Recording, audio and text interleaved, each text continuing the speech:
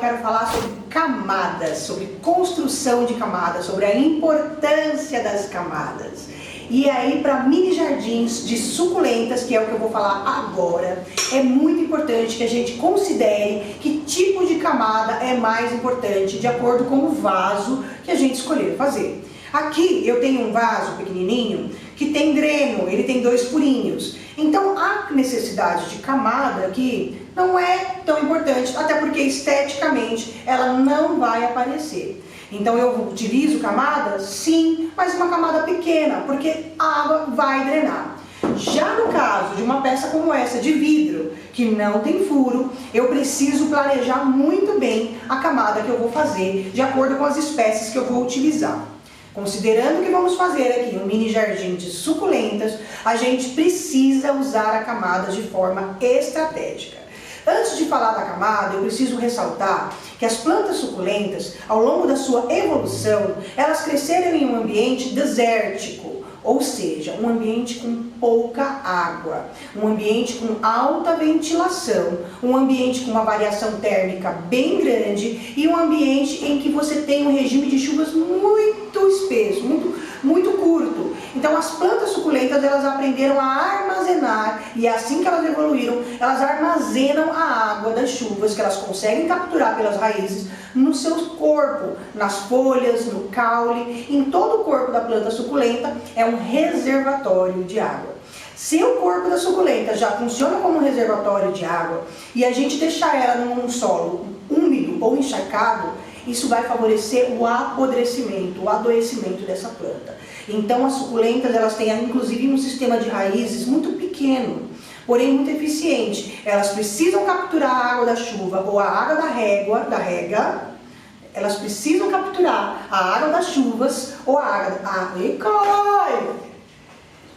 elas precisam capturar a água das chuvas ou a água das regas rapidamente. E o que não é aproveitado, o que não é capturado pelas raízes das plantas suculentas, precisa ser drenado o mais rápido possível.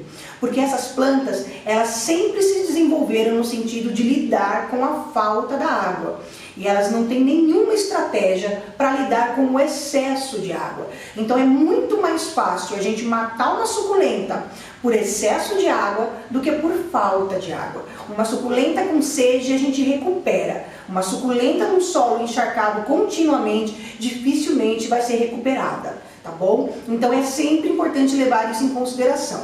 Quando você utiliza um vaso que não tem um sistema de drenagem, que não tem furos, você precisa construir ali uma camada de drenagem para caso ocorra um excesso na rega, para que acontecer algum acidente e a água da rega for muito mais do que a necessidade daquelas plantas, do que a capacidade das plantas de capturar essa água e armazenar no corpo, a gente precisa que essa água vá embora. E é através da camada que a gente vai fazer isso. Além de remover o excesso de água do contato com as raízes das plantas, a camada também tem uma função estratégica quando a gente está falando de plantas suculentas. Lembra que eu falei no começo da aula que essas plantas suculentas estão num ambiente onde há muita ventilação? Ou seja, tem vento, tem pouca vegetação, o ar é quente, então a evaporação da água é rápida, a ventilação, as trocas gasosas no ambiente onde as suculentas naturalmente se desenvolvem é alta. Quando você coloca uma suculenta dentro de um recipiente de vidro, você entende que você não consegue mais garantir a mesma ventilação que ela tinha no ambiente natural. E a camada vai fazer a troca gasosa também. Então, na hora de construir a camada para o seu mini jardim de suculentas, é sempre importante levar em consideração as partículas, a granulometria dos materiais. Não dá para querer fazer camada de suculenta utilizando apenas um substrato muito triturado, muito fino, quase que areia, porque isso não vai favorecer a troca gasosa. Então a gente precisa usar um substrato que seja irregular, para que a gente possa ter uma ventilação, promover uma troca gasosa entre as partículas. Então quanto mais irregular forem as primeiras camadas de um mini jardim, mais você favorece a respiração das raízes lá embaixo, as trocas gasosas, para poder favorecer. Lembrando que a gente tem um recipiente com muito pouca ventilação. A entrada do vento aqui, ó, é muito pouca. Então a gente tem que adotar uma estratégia para trocar os gases e também para evitar o excesso de água. Eu vou mostrar para vocês a confecção passo a passo eu vou mostrar para vocês a confecção passo a passo da camada de drenagem e aeração que a gente vai utilizar nesse mini jardim que eu vou montar para vocês. Para a montagem desse vaso, eu escolhi 3 substratos diferentes para começar a camada. Vou começar usando um seixo de rio. A granulometria desse seixo é média. Esse é um seixo natural rolado. Eu vou fazer a primeira camada com ele, para garantir aquela ventilação que eu falei para você.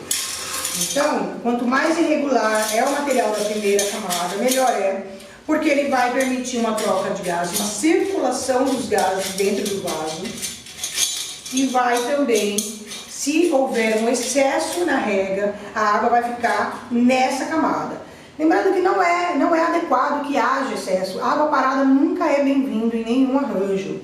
Tá? Então a gente fala bastante sobre os cuidados na hora de fazer a aplicação da água também. Bom, fiz a aplicação da primeira e aí eu mudo para um material um pouco menor, porém ainda irregular. E agora eu vou fazer a segunda camada.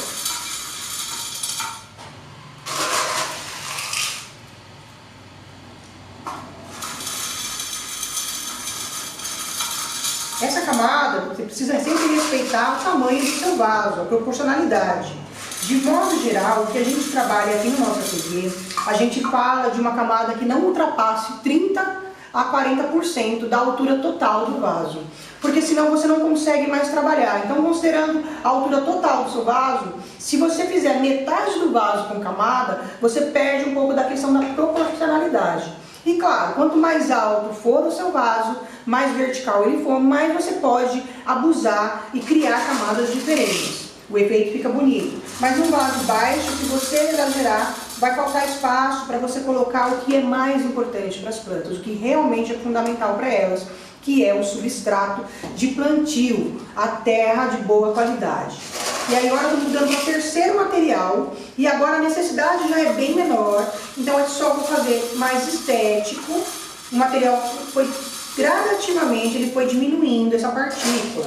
Nunca faça uma mudança de material muito brusca, de um material grosso para um material fino, porque você não vai acertar na sua camada. E agora, para finalizar a minha camada de pedriscos, eu vou utilizar um pedrisco bem fininho, um granuladinho bem fininho. E aí eu vou entrar com um dos elementos que a gente considera como chave para manter o equilíbrio das nossas camadas, que é a areia de construção úmida. Você concorda comigo que nessa etapa do trabalho, se eu balançar esse vaso, se eu chacoalhar esse vaso, tudo isso pode se desmoronar, porque está tudo muito solto. Então, se eu entrar direto com a terra agora, o substrato de plantio direto aqui, eu vou ter um problema de infiltração ainda desse substrato, vai comprometer a questão estética do vaso. Então, em vez de já terminar a camada e colocar o substrato do plantio, aqui a gente costuma trabalhar com a areia na camada intermediária. Então, a gente finaliza a camada com areia de construção úmida. Veja, aqui eu tenho a areia mais seca, e se eu aplicar a areia seca agora, ela não vai fazer o papel que eu espero dela, que é agregar as partículas, tornar tudo isso grudadinho. Ela também age como elemento filtrante, porque a hora que eu entrar com a terra, que é o elemento escuro, que é mais fino, que tem o carvão, ele vai ficar preso ali na camada de areia. Então a areia vai cimentar, ela vai funcionar como se fosse um cimentinho, deixar todas as pedrinhas unidas, reduzir a chance de desmoronamento. Por que a gente tem que pensar sobre isso agora? Porque todo o arranjo terá que ser transportado em algum momento. Você imagina você sair para fazer a entrega do seu arranjo e no meio do caminho ele chegar desmoronado? Porque você agitou, porque você balançou? Então é a areia que vai te dar essa estabilidade, essa garantia de que a sua camada vai ficar perfeita no lugar, mesmo com o transporte, com o manuseio do vaso. Então, areia úmida, umedeci apenas com água, no ponto, ó, que dê para fazer uma espécie de massinha. Tá vendo que eu faço um bolinho de areia com as mãos? Esse ponto de bolinho de areia é muito importante, porque é ele quem vai saber. Eu sei que com tudo que eu aproximar da areia, vai ficar paradinho lá. E agora que eu tenho a minha areia umedecida, eu aplico ela chapiscando, como se fosse um chapisco de pedreiro, de obra. Veja que a areia, ela só tem a função de unir, de agregar. Eu preciso de uma camada fina de areia. Não é para você abusar da areia nesse momento, porque a areia é um elemento pobre em nutrientes. Ela não tem nutriente para as plantas. E aí, quanto mais a gente usa de elementos pobres em nutrientes, a gente vai tornando o nosso arranjo mais pesado. Quanto mais pesado, mais fácil de se quebrar, mais difícil de transportar. E a gente está ocupando um espaço que é fundamental, que é o espaço do substrato de plantio, da terra de boa qualidade, que é ela que vai nutrir as nossas plantas. Então tenha sempre em mente que quanto mais pedras, pedriscos e areia você coloca no vaso, mais pesado ele fica, maiores as chances de que esse vaso se quebre, mais difícil é no momento do transporte e mais ocupa o espaço que deveria ser liberado para colocar substrato de plantio, para colocar terra de boa qualidade que vai alimentar e nutrir as nossas plantas, ok? Então eu faço a aplicação nessa forma de chapisco para ter uma distribuição mais uniforme de uma película fina de areia, porém tem que ser uma película contínua de areia em todo o vaso, porque senão ela não vai ter essa ação agregadora. Agora que eu fiz o chapisco e distribuí de maneira uniforme, é o único momento que eu vou falar para vocês fazerem uma leve compactação do substrato. Então eu vou distribuindo, nivelando, fazendo a areia chegar onde ela não tinha chego, faço uma distribuição bem uniforme e compacto com as minhas mãos. Nesse exemplo da aula, eu estou conseguindo fazer tudo com as próprias mãos, porque o vaso tem a boca larga.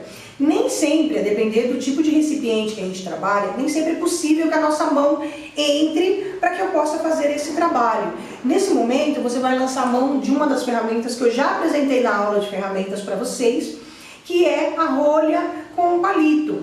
Se a sua mão não entra, você vai fazer a compactação utilizando a rolha, ou até mesmo uma colher, como é o caso aqui. Eu tenho uma conchinha e você pode utilizar a conchinha como elemento compactador. Você precisa ver qual é o diâmetro da boca do vaso que você está trabalhando.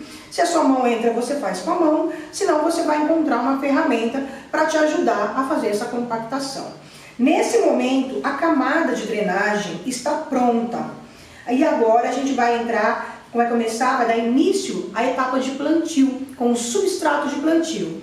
Também para finalizar a parte da areia que eu apliquei, a gente pode vir com um pincel de cerda chata. Também falei para vocês esse pincel lá na aula de ferramentas.